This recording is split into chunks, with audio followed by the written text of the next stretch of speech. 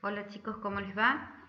Bueno, en esta presentación vamos a ver lo que es oxigenoterapia, eh, empezando por que sepan qué es lo que es el oxígeno, qué es la oxigenoterapia, los dispositivos, los cuidados de enfermería, los materiales que se necesitan para cada dispositivo. Y también vamos a hacer otra presentación en lo que es la ventilación positiva no invasivo y lo que es la ventilación mecánica, que son dispositivos de oxígeno de alto flujo, que ustedes no lo tienen en el cuadernillo, pero que es importante que lo sepan porque el año que viene sí lo van a ver. Entonces, como para que ustedes tengan una introducción en cuanto a lo que son estos dos tipos de dispositivos de oxigenoterapia de alto flujo. Bueno, lo primero es por empezar a conocer qué es el oxígeno. Es un gas incoloro, inodoro, que se encuentra en el aire, en el agua y en todos los seres vivos y en la mayoría de los compuestos orgánicos e inorgánicos. Como sabemos, es esencial para la respiración y constituye el 21% del aire y se obtiene por destilación fraccionada del mismo. No es un gas inflamable, pero sí es comburente. Bueno, ¿qué es la oxigenoterapia? Es una medida terapéutica que consiste en la administración de oxígeno a concentraciones mayores que las que se encuentran en el ambiente, como ya sabemos, el 21%, con la intención de tratar o prevenir síntomas y o manifestaciones de hipoxia. Es una herramienta que es fundamental para tratar la insuficiencia respiratoria, ya sea aguda o crónica, cuyos objetivos principales son tratarla o prevenir la hipoxemia, tratar la hipertensión pulmonar y también reducir el trabajo respiratorio y miocárdico. El oxígeno utilizado en este tipo de terapia se considera un fármaco en forma gaseosa que se administra por vía aérea, por lo cual, al ser considerado un fármaco, este tiene que tener indicaciones precisas, ya que los pacientes presentan una disminución de la cantidad de oxígeno en sangre y como consecuencia de problemas, por ejemplo, como una anemia, una insuficiencia respiratoria aguda o crónica. Debe ser utilizado en tiempos adecuados y en dosis controladas, porque una concentración de oxígeno aumentada, excesiva en el tratamiento, en algunas patologías puede ser contraproducente. Por ejemplo, problemas respiratorios crónicos, no medir bien la dosis y el tiempo pueden llegar a provocar el aumento de la concentración del gas en sangre, y esto lleva a que se inhiba el estímulo de los receptores que son sensibles, y esto puede llegar a causar una parada respiratoria o apneas. Y obviamente el tiempo también tiene que ser el adecuado. Posee efectos adversos como la toxicidad neurológica y pulmonar, también la retinopatía en pacientes neonatos prematuros, y requiere de criterios clínicos y de laboratorio para su evaluación. ¿Qué significa esto? Que se deben controlar diariamente la gasometría arterial y también se puede controlar la saturación que va a medir el oxígeno en sangre de su paciente. Más adelante yo le voy a dar un cuadro donde se visualiza bien cuáles son los valores normales de los gases en sangre, que es lo que se le llama el estado ácido-base, que nos va a permitir valorar y le va a permitir obviamente al médico, pero nosotros como enfermeros debemos medianamente conocer cuáles son estos valores para ver si hay una acidosis o una alcalosis, ya sea respiratoria o respiratoria o metabólica, perdón. Bueno, en cuanto a los peligros del oxígeno, recién vimos que el exceso del oxígeno en grandes concentraciones no controlados o en tiempos de mucha exposición son tóxicos para las células del árbol bronquial. También la retención del dióxido de carbono, que es un gas sin olor ni color, que ya sabemos es un producto de desecho que está producido por el cuerpo. La sangre va a transportar el dióxido de carbono del cuerpo a los pulmones. Nosotros diariamente inhalamos oxígeno y exhalamos dióxido de carbono durante todo el día sin pensarlo. Por eso es importante conocer mediante el análisis de laboratorio la concentración de dióxido de carbono en sangre, porque mucho o poco de este gas puede indicar un problema de salud. Accidentes al manipularse o almacenarse, esto es muy importante sobre todo cuando se trabaja en instituciones o domicilios donde hay los tubos de oxígeno.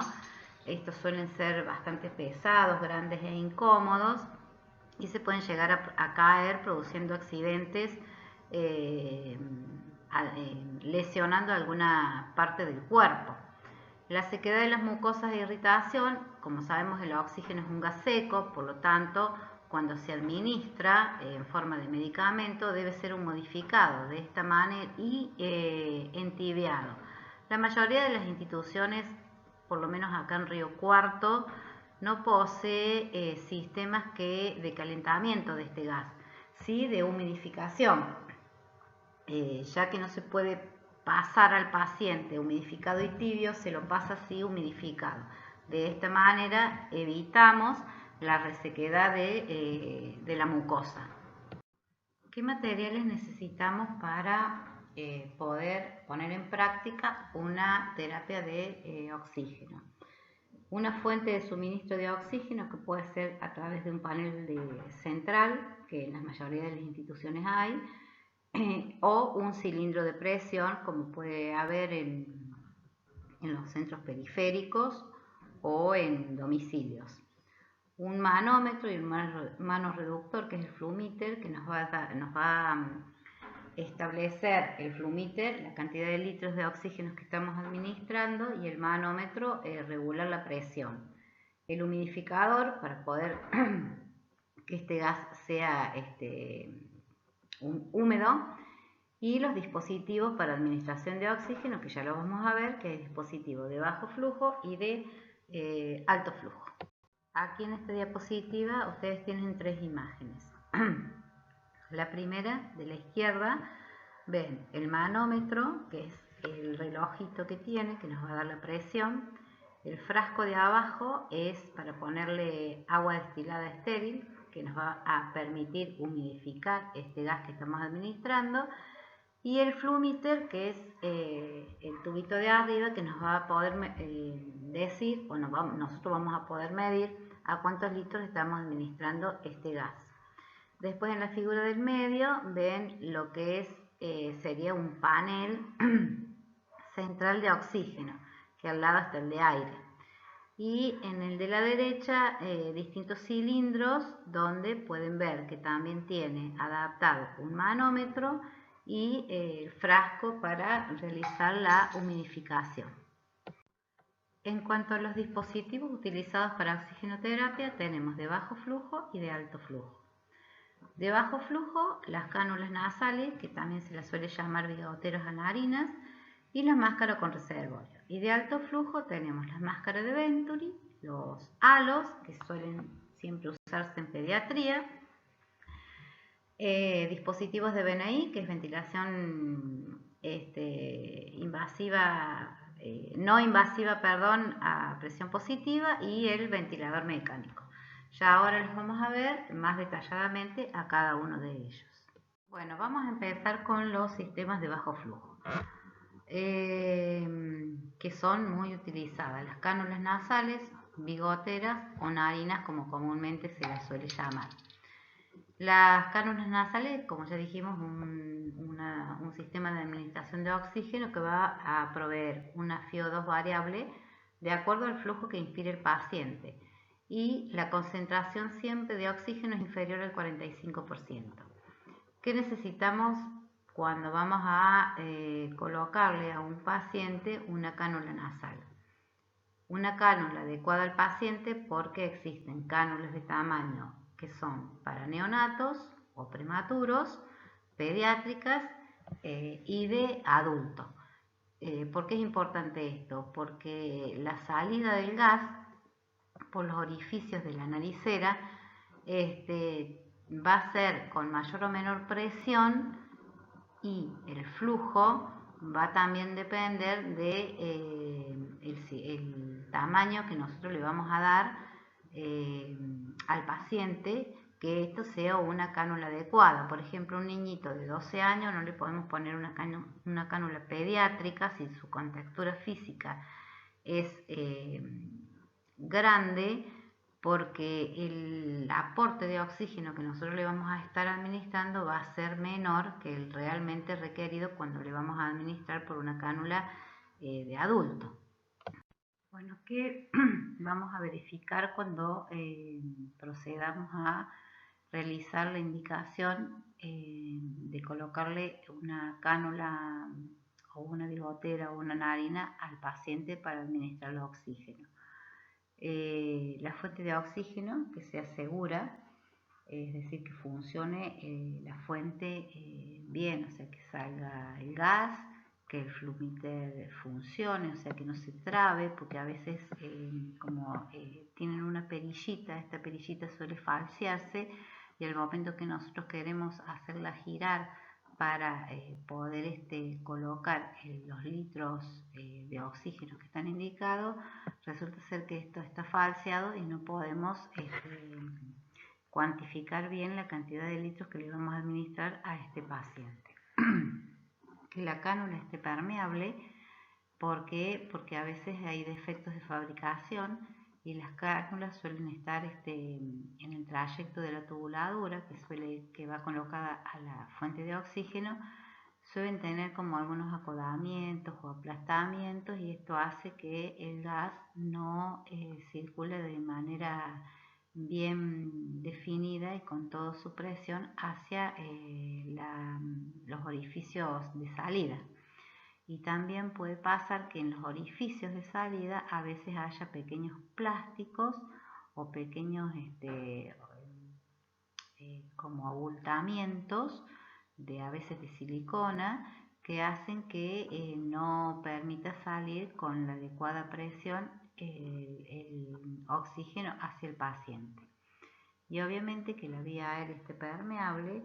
¿A qué me refiero con esto? De que antes de colocarle la cánula nasal o cualquier otro dispositivo de oxígeno, la vía aérea se encuentre libre de secreciones. Por eso es importante controlar si el paciente presenta secreciones visibles o no, o ocultarlo, y realizar la técnica de aspiración de secreciones. Entonces ahí vamos a tener una buena vía aérea liberada para que este gas que se introduce a través del dispositivo de cánula nasal le llegue al paciente en el aporte que está indicado, y de esta manera vamos a tener una mejor respuesta del paciente. ¿Por qué?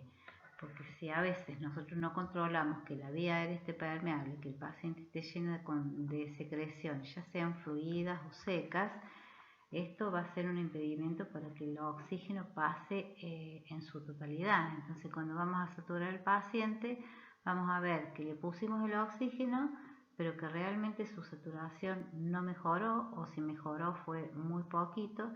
¿Y qué hacemos? Le vamos a subir el oxígeno. No, primero me aseguro que la vía aérea esté permeable, libre de secreciones.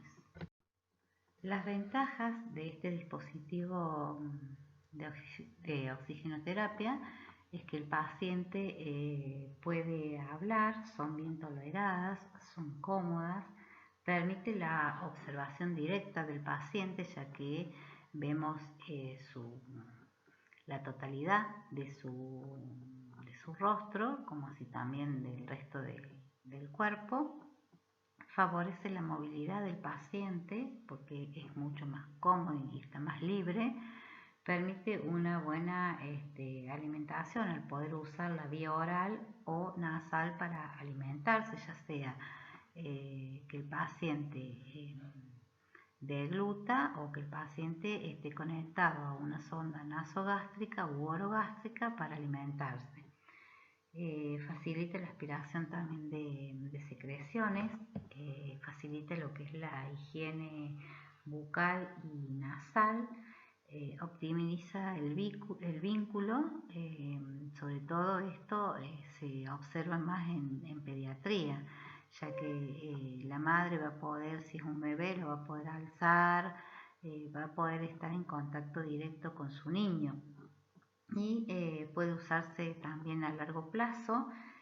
Por lo general son óptimas para uso domiciliario cuando hay un paciente crónico que necesita oxigenoterapia. Esto es mucho más cómodo.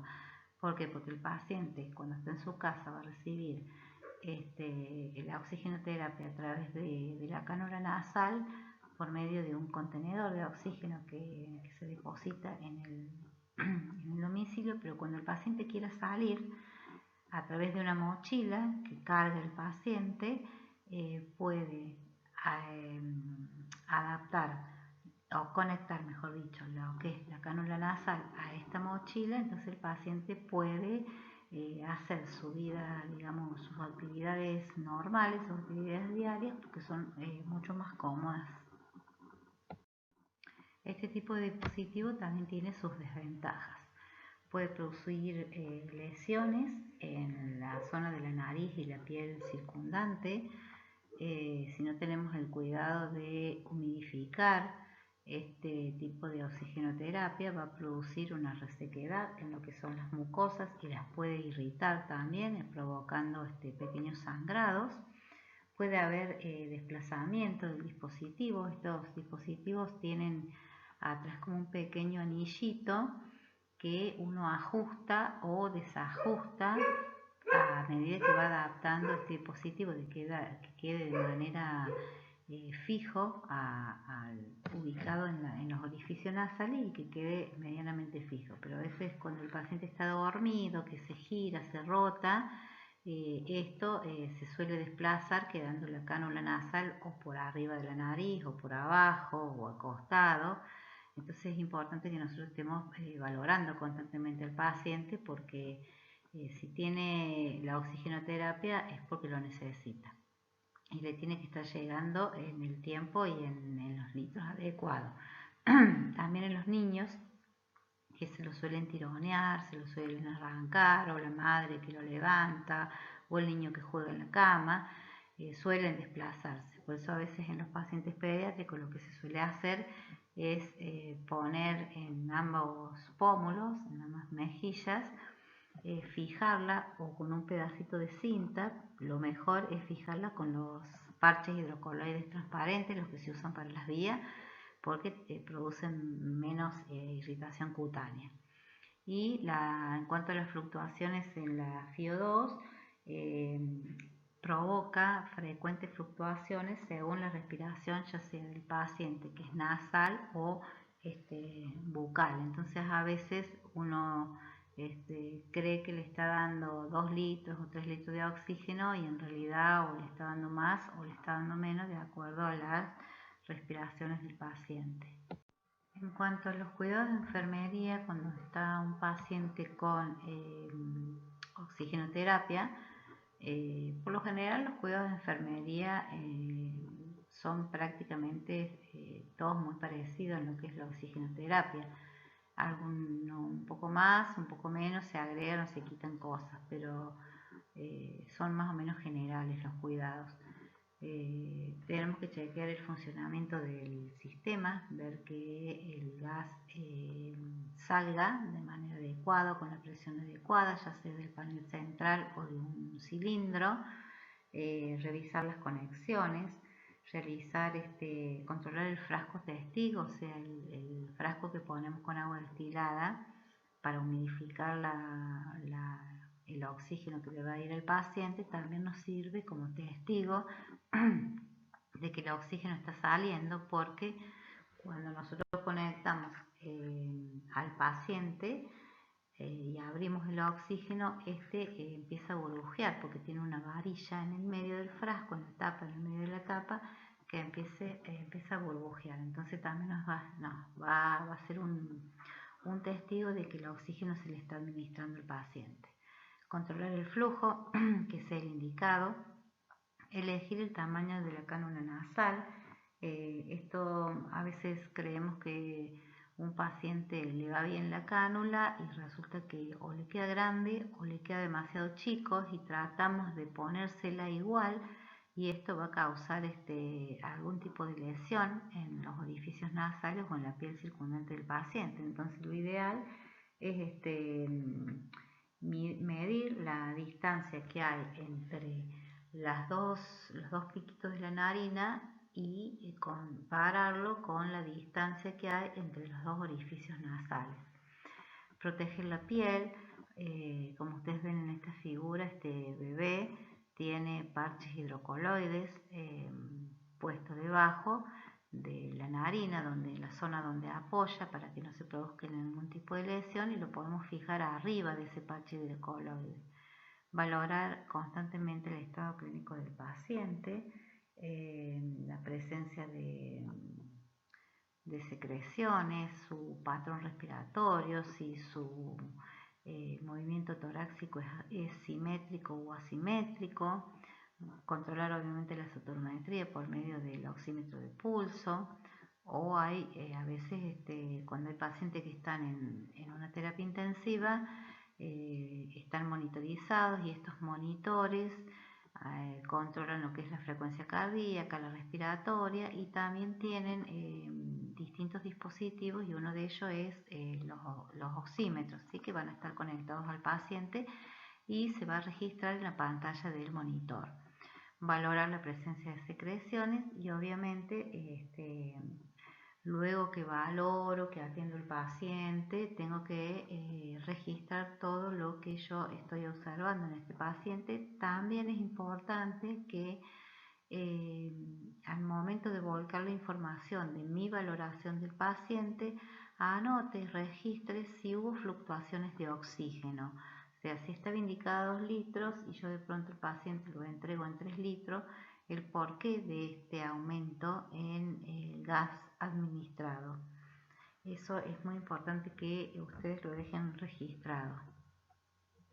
Bueno, acá les puse un pequeño cuadrito donde refleja de acuerdo a la cantidad de litros que le damos por minuto cuál va a ser la FiO2 que nosotros le vamos a estar dando. A 1 litro es un 24%, a 2 de un 28 a un 32%, 4 litros un 36%, 5 litros un 40% y 6 litros aproximadamente, son estos valores, un 44% de FiO2 que le vamos a dar al paciente. Otro dispositivo de oxigenoterapia de bajo flujo son las máscaras con reservorio. Ustedes verán, es una mascarilla simple en la cual está adaptado una bolsa de reservorio, que la función de esta bolsa es almacenar el gas, o sea, el oxígeno que proviene, digamos, de la fuente de oxígeno, valga la redundancia, ya sea del panel o del cilindro. Entonces, este oxígeno se almacena en esta bolsa de reservorio, por eso siempre decimos que la bolsa hay que cerciorarse de que la bolsa esté inflada. ¿Por qué? Porque este gas se almacena allí, entonces cuando el paciente inspira, gran parte del volumen que va a inspirar va a venir del reservorio y no del ambiente, ¿sí? ¿Por qué es importante controlar esto? Porque a veces en la misma posición del paciente, no sé si ustedes ven ahí en la otra figura donde el paciente tiene colocado una bolsa de reservorio, a veces entre la conexión de la máscara y la bolsa y la posición de la cabeza del paciente hace que se produzca un pequeño acodamiento, y obviamente el gas no tiene el aporte que fue indicado. En cuanto a las ventajas de este tipo de dispositivo, ofrece flujos, como ustedes verán, mayores a los que daba la cánula nasal, flujo de 6 a 15 litros, proporcionando una FiO2 del 60 al 80% y son muy útiles en situaciones de emergencia, cuando un paciente presenta una insuficiencia respiratoria aguda. Son muy útiles porque el paciente se lo logra, en algunos casos, se lo logra estabilizar y sacarlo de ese estado de emergencia, ya que el reservorio garantiza un mejor y mayor aporte de oxígeno. Y tiene sus desventajas, puede producir escapes porque inadvertidos a veces para el personal de enfermería, porque a veces no está bien adaptado a lo que es nariz y boca y pueden producirse algunos escapes. Entonces no le vamos a estar administrando la cantidad de litros que le tendríamos que administrar. Puede contaminarse a veces por la misma el mismo vapor que se genera, las mismas gotitas que se generan dentro de lo que es la bolsa de reservorio. Eso puede llegar a producir los biofilm, que ustedes saben que son colonias de microorganismos, entonces puede llegar a contaminarse. Y el uso incorrecto de la máscara de reservorio puede llevar a la reinhalación de dióxido de carbono. Bueno, ahora vamos a pasar a lo que son los dispositivos de alto flujo. Tienen que recordar que de bajo flujo tienen las cánulas nasales, que las pueden encontrar con el nombre de cánulas, bigoteras o narinas, así se las pueden indicar, y la máscara con reservorio. Antiguamente se pensaba que la máscara con reservorio era un dispositivo de alto flujo, pero los últimos papers, ya hace varios años, se la considera como un dispositivo de bajo flujo. Con respecto a los dispositivos de alto flujo, vamos a empezar a ver con lo que es la máscara de Venturi, que ustedes pueden ver en la imagen, que es una máscara que tiene un tubito largo que viene de diferentes colores. Estos diferentes colores van a dar los litros de oxígeno que yo le voy a estar administrando. Se basan básicamente en el principio de Venturi, que mezcla los gases debido a la diferencia de presión. Entonces permite conocer, de acuerdo a los colores del dispositivo, la concentración de oxígeno que yo le estoy dando a ese paciente y que va a inspirar. Se utiliza principalmente en insuficiencia respiratoria aguda grave. En pacientes adultos siempre se utiliza como primer dispositivo de alto flujo este tipo de dispositivo. Y en pacientes pediátricos, los pediatras tienen como cierta reticencia a utilizar este tipo de dispositivos en pacientes menores de 10 años, pero los que se han empleado han dado muy buenos resultados. Por lo general los suelen colocar en pacientes que van de un rango etario entre 10 a 14 años.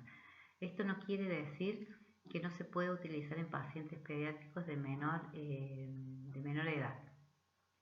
Y dirige un chorro de oxígeno utilizando lo que se llama el principio de Bernoulli, que es decir, que el dispositivo mezcle el oxígeno con el aire ambiental a través de los orificios de distinto diámetro que tiene justamente el adaptador, ¿sí?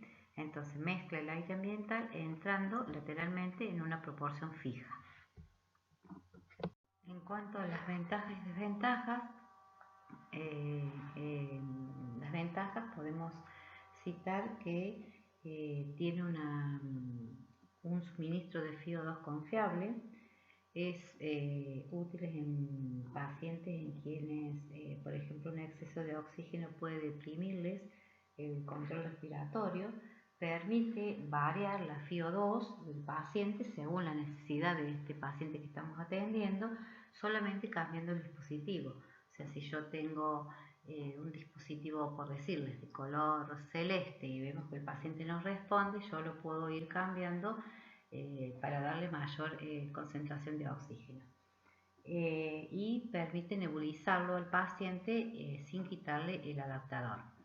Y en cuanto a las desventajas, es la intolerancia. Hay pacientes que no toleran este tipo de dispositivos. Dificulta mucho la expectoración, es es muy difícil de aplicarlo cuando el paciente está conectado o tiene para su alimentación sondas nasogástricas u orogástricas. Es muy traumático e incómodo y difícil de aplicar en pacientes que han sufrido algún tipo de quemadura facial y puede también provocar resequedad en la mucosa e irritación en la mucosa visual, de los ojos, perdón, no visual, es en la mucosa de los ojos, puede provocar irritación. Entonces a veces podemos llegar a encontrar pacientes que presentan la mucosa ocular con un enrojecimiento, y esto se debe a este dispositivo. Bueno, en este cuadro les puse como para que ustedes puedan visualizar, de acuerdo a los colores que vienen de este dispositivo en el mercado, los litros de oxígeno y la FiO2 que yo le voy a estar dando a este paciente.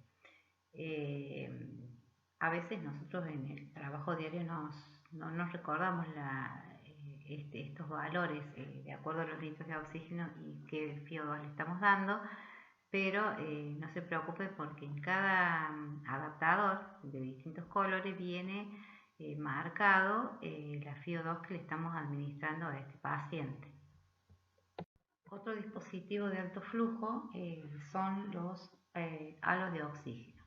Es muy difícil, casi imposible. Yo en todos los años que tengo de trabajo de enfermería nunca vi un paciente adulto con un halo de oxígeno. Este tipo de dispositivo se usa principalmente en pacientes neonatales y pediátricos. Requieren una fuente de oxígeno y otra de aire con una conexión en I, como ustedes ven ahí en la figura de la izquierda, que hay una tubuladura que sale de la fuente de oxígeno y otra tubuladura que sale de la fuente de aire, forman como una Y, y estos dos gases se mezclan y es lo que le va a ir al paciente. Son cuadrados o cilindros de acrílico que vienen de diferentes tamaños, con una abertura de semicírculo donde se lo pone al niño, como ustedes ven en la figura de la derecha, donde se lo pone a la altura del cuello y la cabeza del niño queda introducida dentro de este halo de oxígeno. Se puede usar, como ya les dije, desde pacientes neonatos, o sea, menores de un mes, y pacientes pediátricos, hasta aproximadamente unos 6 meses, 8 meses, dependiendo de la contractura física del paciente. Dan una FiO2 constante con una concentración muy alta de oxígeno que va desde los 5 litros a los 8 litros. En cuanto a las ventajas, provee concentraciones de oxígenos humidificados y calentados. Ustedes en la figura de la izquierda ven lo que es el calentador con el dispositivo arriba, que es el humidificador, el cual lleva agua destilada estéril. En la figura del lado tienen otro modelo de calentador. Y esto por lo general se usa en neonatología. Es muy raro ver un paciente pediátrico donde el halo esté utilizando la mezcla de oxígeno con aire. En pediatría se usa solamente el halo conectado al oxígeno. Puede alcanzar concentraciones del 21 al 100% y favorece lo que es la fluidificación de las secreciones. Al proporcionar un ambiente húmedo y cálido, va a favorecer la fluidificación de las secreciones. Acá en lo que es las desventajas del halo, va a limitar el movimiento porque el niño tiene que estar prácticamente quieto, no moverse, porque si no el halo se sale de su lugar. Obviamente hay escapes de la mezcla de gases y al haber escapes no se le estaría dando la concentración adecuada. Va a interferir lo que es el vínculo de su familiar, de su madre, de su padre, porque no lo puede levantar en brazos. Es propicio para que haya condensación. Cuando el niño es muy grande y empieza a moverse, este halo se sale del lugar, entonces ofrece variaciones de FiO2 y el niño siente a veces una sensación de confinamiento y obviamente produce calor. Así como este ambiente húmedo y cálido favorece la fluidificación de las secreciones, tiene la desventaja que también favorece la proliferación de microorganismos porque están en su hábitat justo, calor y humedad. O sea que eso también es otra desventaja, que va a favorecer la formación de los biofilms. Ahora vamos a pasar a lo que son los cuidados generales de enfermería en un paciente que está sometido a oxigenoterapia. Como primera medida, ya sea en este tipo de terapia o en cualquier otro tipo de patología de un paciente que nosotros vayamos a atender, siempre lo tenemos que conocer al paciente y debemos conocer por qué está internado, cuál fue la causa de su internación. Vamos a valorar el estado clínico del paciente, valorar su frecuencia respiratoria, su frecuencia cardíaca, su tensión arterial. Vamos a valorar su saturación. Hay que realizarle diariamente, aunque sea una vez por turno, un aseo nasal y bucal al paciente. Vamos a ocultar a este paciente para verificar la buena entrada y salida de aire. También ocultando al paciente nos va a permitir identificar ruidos respiratorios como sibilancias, roncus, estertores o roce pleural. Vamos a verificar de esta manera, ocultando al paciente, si no tiene secreciones que son visibles. Vamos a poder valorar, una vez que aspiremos al paciente, la cantidad y la calidad de estas secreciones, obviamente que después van a ir volcadas en nuestra evolución de enfermería. El paciente, cuando está sometido a oxigenoterapia, la posición que debe tener es entre 30 y 45 grados, cualquiera sea de los dispositivos que esté utilizando. Vamos a verificar el estado de la piel, si está pálido, si está cianótico, si está sudoroso, si presenta algún tipo de lesión. Continuando con los cuidados de enfermería en lo que es oxigenoterapia, vamos a valorar el relleno capilar. Por lo general esto se hace en pediatría. ¿Cómo hacemos para valorar el relleno capilar? Hacemos una leve presión con el dedo pulgar y el dedo índice de nuestra mano dominante sobre la uñita del paciente. Hacemos presión y soltamos.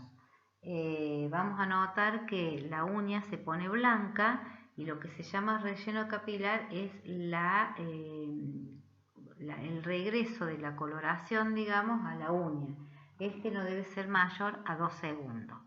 En niños, controlar el funcionamiento de los distintos dispositivos y circuitos, porque a veces pueden estar acodados o pueden estar obstruidos. Puede ser que los flumites no funcionen bien. Entonces todos los distintos dispositivos los tenemos que estar controlando. Tenemos que verificar la posición del oxímetro de pulso. Recordemos que se pueden colocar los dedos tanto de las manos como de los pies, en el lóbulo de la oreja, en los brazos, y debemos controlar que estos no hagan una presión excesiva que puede llegar a producir algún tipo de lesión cutánea en el paciente.